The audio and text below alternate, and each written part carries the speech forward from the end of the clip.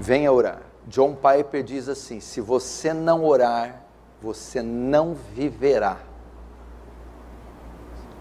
Se você não ora, você não vive. Não vive. Quanto aos pregadores, isso para oficiais, para pregadores. Leonard Ravenhill disse que o pregador que não ora pelo menos 2 horas por dia não vale um vintém. Diz também que o pecador para de orar, mas o homem de oração para de pecar. Diga-me o quanto um homem ora e eu direi o quanto ele é grande diante de Deus. Perguntaram uma vez para ele: tal pregador aí famoso, o que você acha? Você acha que ele é homem de Deus? Ravenhill respondeu: não sei, nunca orei com ele. Deixa eu orar com ele, eu vou saber. Crente que não ora está fadado à falência, ao fracasso, à queda. Não presta para muita coisa não. Precisamos orar. Paulo diz em Tessalonicenses: orai sem cessar. A.W. Tozer também diz que Deus não se curvou à nossa pressa nervosa, e aquele que quiser algo de Deus deve aprender a gastar tempo, e muito tempo, em oração. Precisamos redescobrir essa arte maravilhosa de oração. Todos os homens e mulheres que se destacaram ao longo de 2000 anos de história da igreja, pode ver qualquer um, homem e mulher, tinham algo em comum: eram homens e mulheres de oração. Oração secreta, não é aquela no almoço, ou aquela para dormir, não, ou nos cultos, é aquela com o quarto fechado, é o quarto de guerra. Precisamos redescobrir esse ofício. Por que há tanto pecado no meio do povo de Deus? Porque há tantas feridas e mágoas nos corações? Porque há tanta fraqueza em cristãos? Não oram. Não tem vida de oração regular, prática, intensa. Aprenda a orar, meu irmão. Aprenda a dobrar os seus joelhos. Eu lembro quando eu conheci o Paul Washer, quando eu fui encontrar ele pela primeira vez, ele disse para o discípulo dele que queria conhecer alguns pastores no Brasil. A primeira vez que ele veio no Brasil. Falou: procure alguns pastores que eu quero ter algumas alianças com ele. Aí ele disse para o discípulo: mas a primeira coisa que eu vou fazer quando encontrar esses pastores é levantar a calça deles e olhar os joelhos deles, para ver se tem marcas, para saber se são homens de oração. John Piper também fala que o Facebook, o Instagram, o WhatsApp, as mídias sociais, no dia do juízo, serão a prova que nós não oramos, não foi por falta de tempo. Foi por causa do desperdício com essa baboseira audiovisual, que é essas porcariadas que você está cansado de saber. Gaste tempo com Deus, acorde de madrugada, faça votos de buscar Deus na madrugada, tire um dia da semana para jejuar e passar só com água, Bíblia e oração. Sua vida não vai ser mais a mesma. Deixa um pouco de entretenimento. Nem nosso cérebro, nem nosso físico tem estrutura para suportar tanta informação de celular, computador, de televisão. Vá para o campo, vai sentir a brisa da natureza, o verde, os pássaros. Ande com Deus, caminhe com Deus, horas e horas a fio. Martinho Lutero dizia que quanto mais serviço ele tinha no dia, mais ele tinha que orar. Ele dizia assim: eu tenho tanta coisa para fazer hoje, mas tanta, que se eu não passar pelo menos 2 horas em oração, eu acho que eu não vou conseguir. Diferente de nós, que a gente não ora porque tem muita coisa para fazer. Ele não. Tenho tanta coisa para fazer, que se eu não gastar pelo menos 2 horas com o Senhor, temo não conseguir realizar. Mulheres, onde estão as mulheres? Susana Wesley tinha 11 filhos. Tinha que cuidar de 11 filhos, mas conseguia arrumar tempo para se trancar no quarto sozinha e passar pelo menos 1 hora em oração com Deus. A mãe do Dr. Joel Bick, ele pregando aqui na Conferência Fiel 2012, disse que eu sou um homem que cresceu vendo minha mãe orar, por exemplo. Meu pai às vezes me chamava para sair Enquanto isso, eu via minha mãe entrar no quarto para orar. Passava 2 horas, eu e meu pai retornávamos. E lá estava minha mãe ainda, imóvel, no quarto, orando. Precisamos de testemunhos como esses. Precisamos de mulheres como essas. Jovens, então. E os jovens? Não estudam, são preguiçosos, são mundanos, são carnais, são rebeldes, nem sequer sabem orar, quanto mais passar orando mais de 15 minutos. Temos que ensiná-los. Lembra de Daniel?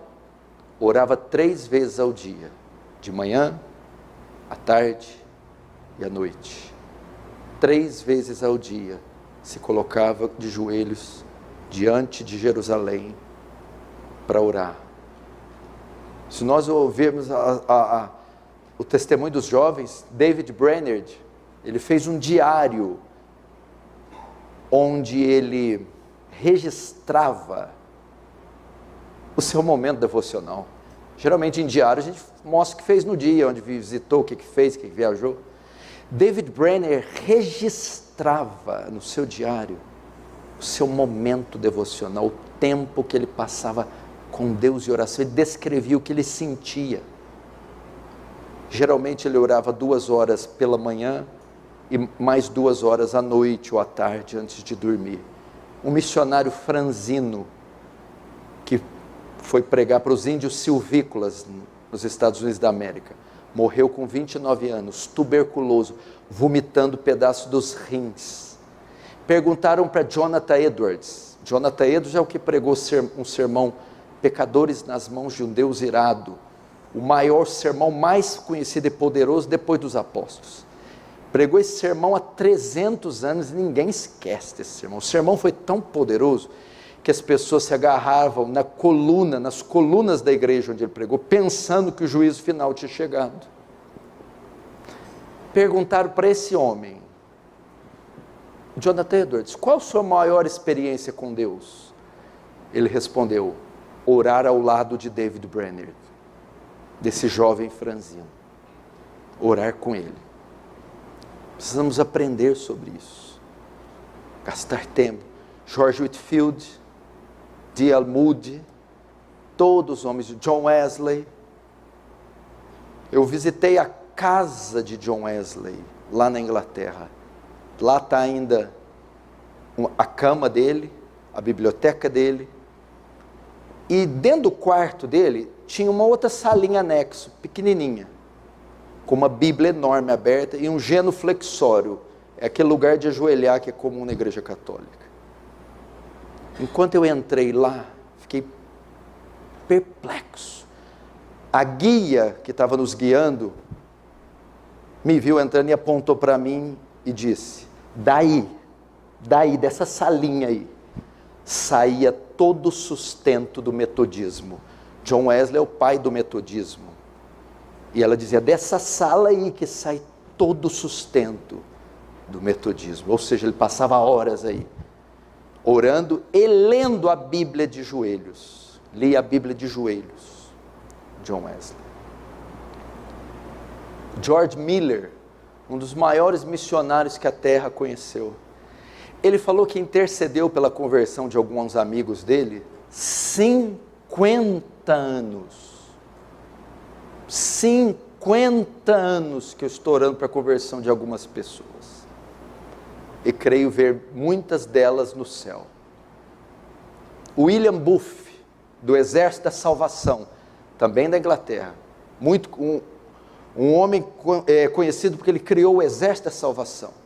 Era um ministério que ele dividia os grupos em hierarquias, capitão, coronel, soldado, tudo com o viés evangelístico. E eles saíam em grupos para dar comida aos pobres, vestir os nus, para criar orfanatos e, claro, evangelizar, ganhar almas. E uma certa vez ele enviou um grupo em uma região da Inglaterra muito difícil, muito depravada. E eles evangelizaram algumas semanas e mandaram cartas do Senhor Booth, aqui não está adiantando, ninguém se converte. Continua tentando, ore por esse lugar. E passaram algumas semanas, Senhor Booth, estamos orando, saindo às ruas. Não adiantou. Ele disse, continue orando, tente mais uma vez. E eles mais algumas semanas, Sr. Buff, aqui ninguém se converte, o pessoal é muito duro. Então ele respondeu, tente com lágrimas agora. Então essa equipe começou a chorar e prantear e jejuar e orar. Então os corações começaram a se abrir e almas se converteram naquele lugar. Como começou o grande avivamento que varreu a Inglaterra? Estava acontecendo a Revolução Francesa, que estava trazendo um banho de sangue em toda a Europa. Eles falam que teve um fato que livrou a Inglaterra do banho de sangue da Revolução Francesa. Foi que alguns jovens começaram a orar, criaram um grupo chamado Clube Santo e começaram a orar na capela da universidade, de madrugada. Dentre esses jovens estava John Wesley, Charles Wesley e George Whitefield. E na noite de 1731 de dezembro de 1734, o Espírito Santo desceu sobre esses jovens. Então iniciou um avivamento que varreu a Inglaterra inteira, cujo maior nome foi John Wesley. Como começou? Uma meia dúzia de meninos orando de madrugada, pedindo, Senhor, me enche do Espírito Santo. Senhor, me enche do Espírito Santo. Senhor, me enche do Espírito Santo. Essa igreja, esse ministério, nasceu debaixo de oração, de muito jejum, onde eu e também um grupo de meninos passávamos madrugadas e madrugadas e madrugadas e meses e anos pedindo o poder do Espírito Santo. Eu me lembro de uma vez, vou ter liberdade de contar isso, que em um só dia eu orei 12 horas, e das 12, 8 foram ininterruptas, buscando a face de Deus. Foi o dia que Deus me concedeu graça, como quase nenhum outro dia da minha vida eu vi. Vocês precisam experimentar o que é passar tempo com Deus. Os novos que estão vindo, os oficiais, os obreiros que estão começando agora, talvez não tenham nenhuma pista do que seja isso. Esses jovens que estão vindo também, as reuniões de jovens, vocês estão longe de ser o que foi Sadraque, Mesaque, Abednego, José, Davi, 16, 15, 17 anos, faziam nações tremerem e se dobrarem diante da fé deles. Eles eram homens e mulheres de oração. Eu conheci aqui mesmo, uma assembleiana, uma senhorazinha da assembleia, conheci ela, e veio a filha dela e falou assim, ó, pega amizade com ela, porque essa mulher de noite, madrugada, ela não dorme, ela passa a noite inteira orando, e você pegar amizade com ela, ela vai pegar seu nome, e ela vai ser a sua intercessora. Precisamos disso, orar. Arnold Schwarzenegger, que foi 7 vezes Mr. Olímpia, de fisiculturismo, tinha um epíteto, um slogan, uma frase, no pain, no gain, sem dor, sem crescimento. A nossa frase deve ser, no pray, no gain, sem oração, sem crescimento. Pastor, orar é fácil? Não. Orar dói. Orar requer esforço, disciplina, requer. É para qualquer um? Não é. Você já viu 10 pessoas ganhar a medalha de ouro na mesma prova? Não tem, é uma só. Tem 10 Michael Phelps? Não tem. 10 Pelé? Não tem. Quem são esses? Cheio de talento. 6 horas por dia dentro da piscina, 6 dias por semana. É isso aí que dá ouro, não é talento não. Pergunta para o Cristiano Ronaldo se é talento. Treino, disciplina. Mas eu vou ter que deixar a pizza e jejuar? A televisão para orar? Os amiguinhos, a comunhão para ficar sozinho no meio do mato com Deus? Exatamente. Um atleta não faz isso? Vamos para a balada, não posso, preciso participar da Olimpíada. Vamos comer bolo de chocolate, não posso, preciso ganhar a Olimpíada. Vamos namorar, ficar, não posso, Olimpíada. Vão acordar, dormir tarde, não posso, Olimpíada. Paulo vai falar, eles, para ganhar uma coroa corruptível, de tudo se abstém. 1 Coríntios 9. Nós, uma coroa incorruptível. Imagina, a Nádia Comaneci. Durante 4 anos essa menina treinou, ela não teve vida para competir numa prova de 40 segundos. Acabou. Eu não posso dedicar minha vida, não para uma prova de 40 segundos, mas para a vida eterna. Ela não é fanática, radical, doida. Essa menina não sai, não tem amigo, não paquera, não come besteira, dorme cedo, para ganhar a medalha de ouro. Aí eu, para fazer a mesma coisa, eu fazendo a mesma coisa, para ganhar a vida eterna, aí sou retardado, fanático, radical. Aliás, a maioria de nós nem tem mais estilo, né? Quem chama a gente de fanático? Que jeito? Não dá nem para ter esse título. Aprendam isso. Você quer um avivamento nessa cidade? Quer ver essas cadeiras aí cheias? Quem que está aqui? Quem que você ama que não está aqui? Teu pai? Tua mãe? Teus filhos? Tua esposa? Teu marido? Amigos, vizinhos? Colegas de trabalho? Quer vê-los aqui? Ore. Ore. Eu acho que foi Ian Bounds que diz, ore até ter orado, e ore até acabar de ter orado. Ore até conseguir orar, e ore até ter orado. Ore pela sua oração. Ian Bounds diz que demora 20 anos para preparar um sermão, porque demora 20 anos para preparar um pregador. Um sermão não prepara-se na hora, demora-se anos. O sermão vai ser ungido se o pregador for ungido. O sermão vai ser santo se o pregador vai ser santo. Ian Bounds diz que Deus não unge igreja, Deus não unge igrejas, Deus não unge ministérios, Deus não unge métodos, Deus unge pregadores, Deus unge pessoas. Moody dizia, põe fogo no seu sermão ou pega o seu sermão e joga no fogo. Precisamos desse fogo. Sabe o que quer dizer a palavra serafim? Aqueles que queimam, que ardem em chamas, inflamados. Sabe por que os serafins fumegam? Aquele fogo não é deles, não vem deles. É por causa da proximidade que eles têm do trono, da glória. Aquela Shekinah, aquele fogo. Eles estão tão próximos que aquilo arde, queima eles. Nós temos que ser como esses serafins. Arder, queimar, inflamar. Diante da presença de Deus, em oração.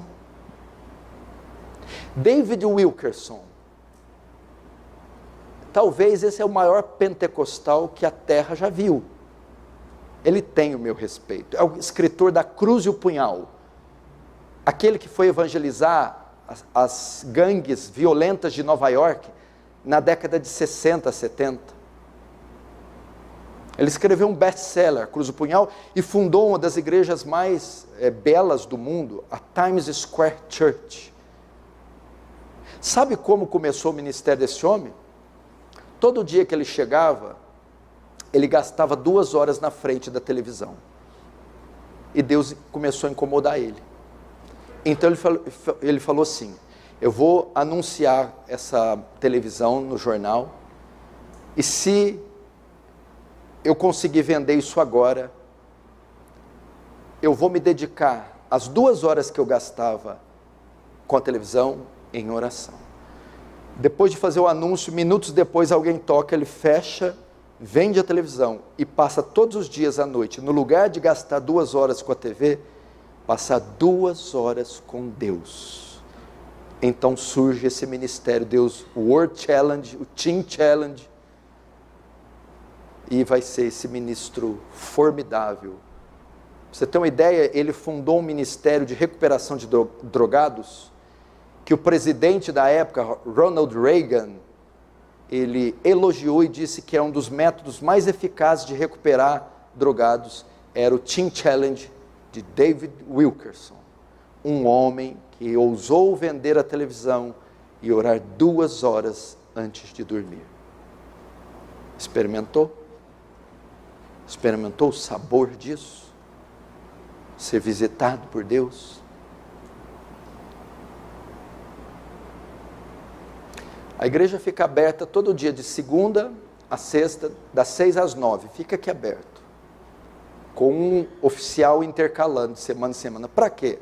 Para dar uma opção para aquele que não tem um lugar secreto, reservado, orar aqui. Então, das 6 da manhã às 9, aberto. Então, aquele que quer, antes da faculdade, do trabalho, da fábrica de sapato, antes da universidade, vir ter um tempinho aqui com Deus, está aberto. É ridículo o número de pessoas que vêm. Extremamente pequeno. Quarta-feira, razoável, vigília também. Vamos aprender a prática do exercício espiritual mais elevado que existe. A oração. Quer deixar de ser carnal? Ore. Quer vencer as tentações e o fascínio pelo mundo? Ore. Quer dominar a carne e o pecado e as facetas do seu caráter? Ore. A oração, ela nunca cai em desuso e ela nunca fica sofisticada. Para o primeiro Adão, das primeiras páginas da Bíblia, e para o homem moderno, contemporâneo, ela ainda é praticada do mesmo jeito, com humilhação, com quebrantamento, com arrependimento, invocando a Deus. Aprenda isso, por favor.